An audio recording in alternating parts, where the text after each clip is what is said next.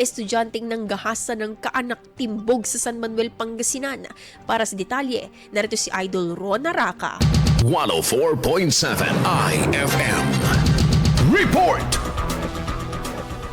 Nasakote ng pulisya ang tukoy na top 1 most wanted person sa bayan ng San Manuel. Nakilalang suspect na isang 19 anyos, isang estudyante at residente rin sa nasabing bayan. Sa eksklusibong panayam ng IFM ni Sigupan kay San Manuel Police Station, Deputy Chief of Police for Administration, Police Captain Charis Pacheco, 3 bilang ng kasong panggagahasa ang kakaharapin ng suspect. Pagbabahagi ni Pacheco, minor de edad umano na sarili pang kaanak nito ang umano'y naging biktima ng sospek. Walang inirekomendang piyansa ang kanyang kaso at kasalukuyang nasa kustodiya ngayon ng pulisya.